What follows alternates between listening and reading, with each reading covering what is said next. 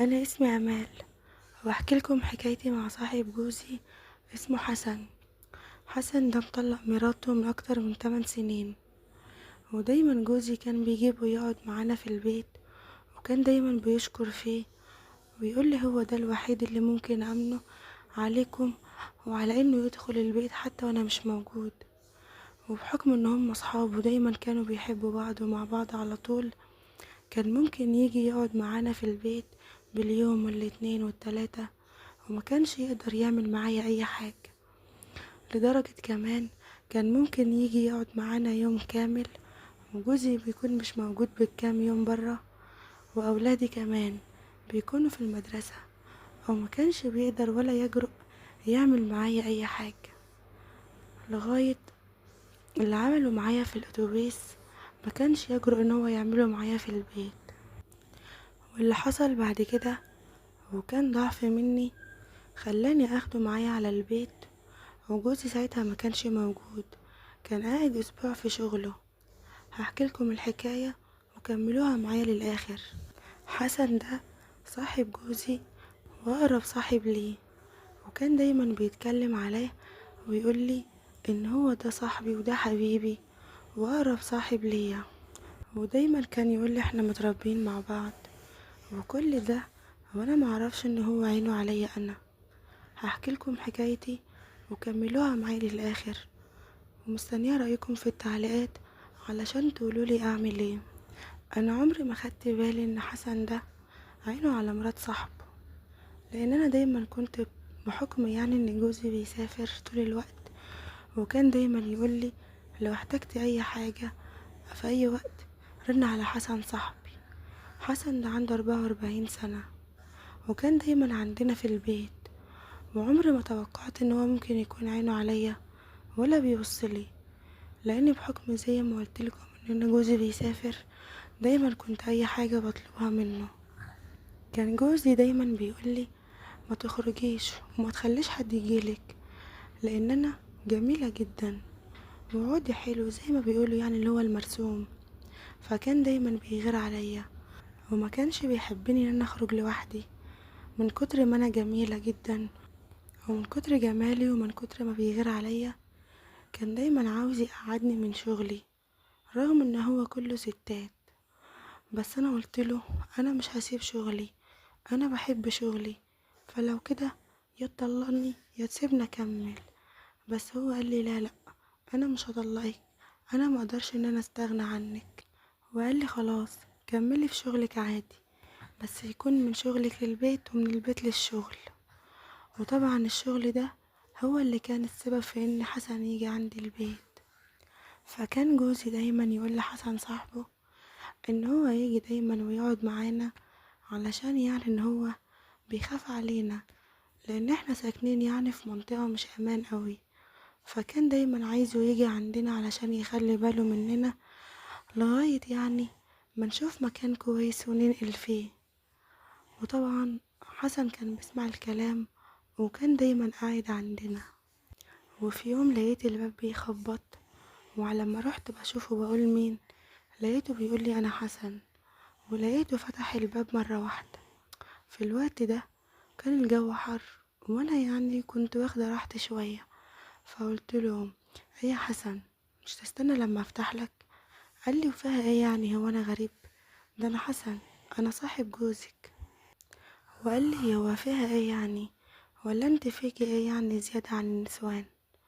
فقلت له برضو ما ينفعش كده، وبعدين يلا ادخل اتفضل وانا هدخل اعمل لك شاي. فوانا ماشية لقيته واقف مكانه عند الباب، بس كان واقف وعمال يبص عليا، بطريقة غريبة. كان اول مرة اشوفه بيبصلي كده. فلما بصيت على نفسي وعلى شكلي لقيت نفسي فعلا ان انا استاهل ان انا يتبص عليا. وبعدين دخلت على الأوضة ولبست لبس تاني تقيل وواسع، وبعدين خرجت له تاني.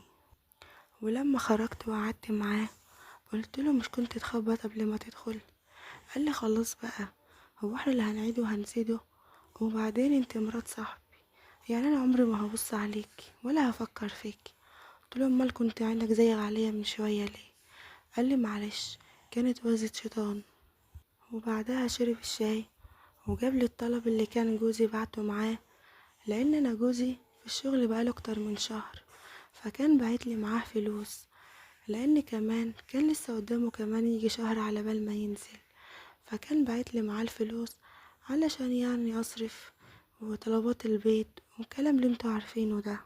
فدايما لما كنت باجي علشان اروح الشغل وكده، الاتوبيس اللي بيودينا دايما حسن كان بيبقى راكب في الاتوبيس ده، لان هو شغلي بعد الشغل بتاعه بعد بشوية. انا بيني وبين الشغل، يعني بين بيتي وبين شغلي حوالي ربع ساعة، فدايما الاتوبيس كان بيطلع من عند بيت حسن، ودايما حسن بيعدي عليا في الاتوبيس علشان اركب وانا كمان اروح شغلي، لان انا زي ما قلتلكم بينه وبين الشغل بتاعي ربع ساعة، وحسن الشغل بتاعه بعد بحوالي كيلو.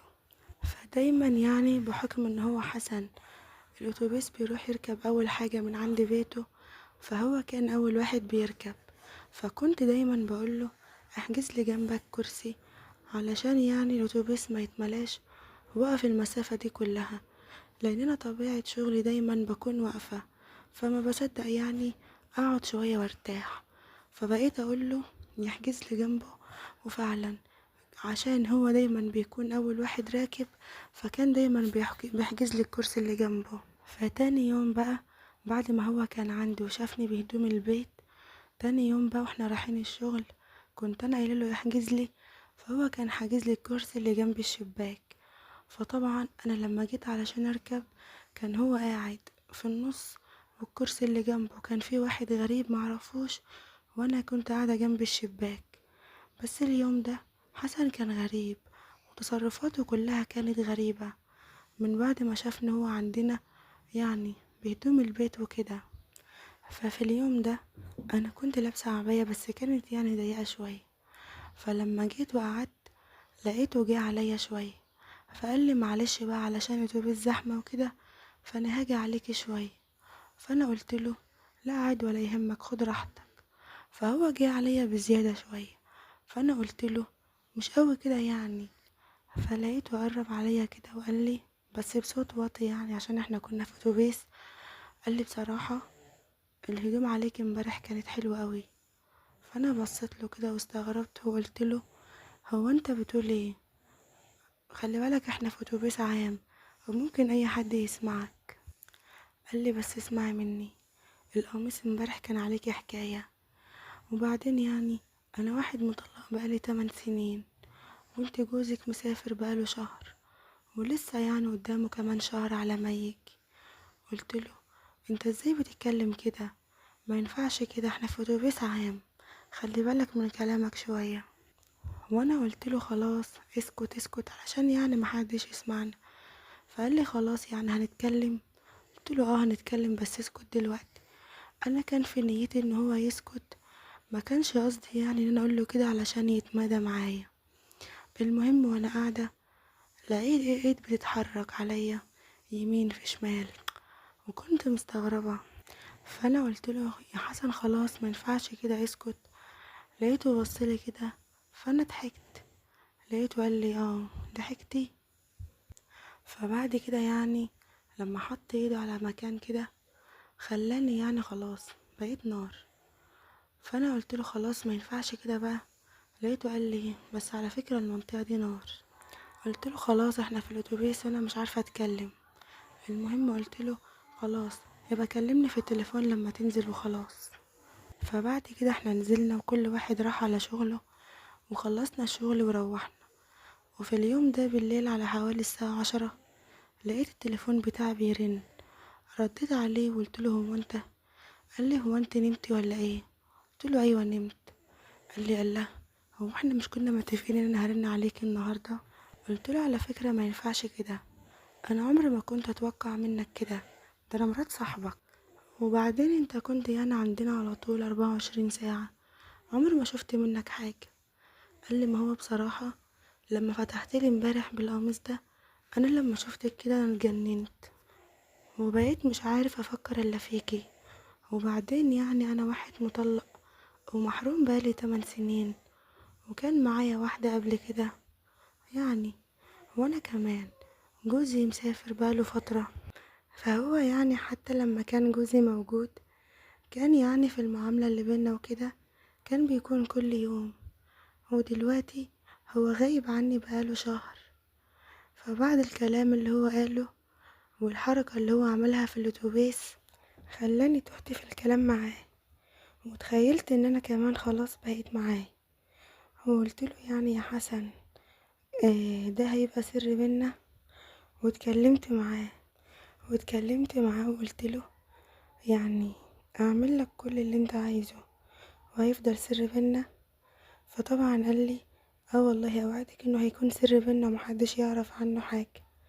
فاتفقت معاه ان تاني يوم واحنا مروحين من الشغل يحجز لي برضو جنبه، بس بدل ما يروح على بيته هينزل معايا، وكده كده الولاد مش هيكونوا موجودين. وفعلا تاني يوم قلتله احجز لي جنبك في الاتوبيس واحنا مروحين، بس بدل ما يروح على بيته نزلنا على عندي في البيت. وطبعا العيال كنت موديهم عند جدتهم فما كانش حد في البيت.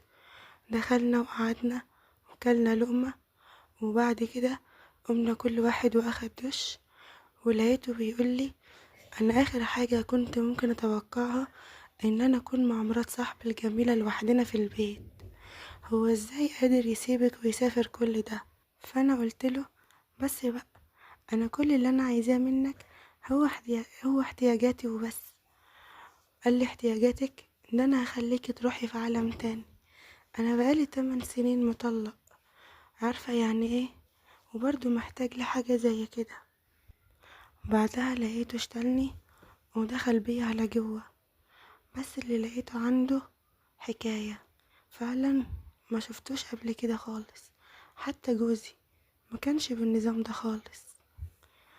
ولسه بضحك معاه وبقول له يا عم بالراحة عليا، قال لي ما اسمعش كلمة بالراحة دي خالص. ويومها قعد معايا اكتر من ساعة، بس بصراحة خلاني روحت في عالم تاني. ومن يومها واحنا كل يوم على كده، كل يوم بعد الشغل بدل ما يروح على بيته بيجي عندي. فطبعا الجيران شكوا ان في حاجة، لانه هو بدل ما كان بيجي كل شهر مرة مثلا او مرتين او كل اسبوع مرة، بقى بيجي كل يوم كل يوم. فطبعا هنا الجيران شكوا ان في حاجة. فانا اتكلمت معاه وقلتله ان احنا يعني لازم نبعد شوية علشان الجيران يعني كلموني وكده، وهو وافق وقال لي ايه رأيك تيجي انت عندي علشان خاطر يعني انا قاعد في مكان يعني يعتبر مهجور. فانا وافقت. وطبعا لما رحت له لقيته هو هناك مستنيني، وكان جايب معاه واحد صاحبه. فلما رحت ولقيته جايب صاحبه انا اتفاجئت وقلت له يعني ينفع كده؟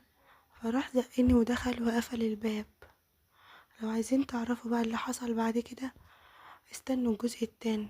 لو لقيت تفاعل هنزل الجزء التاني بكرة، واشوفكم في حكاية جديدة. مع السلامة.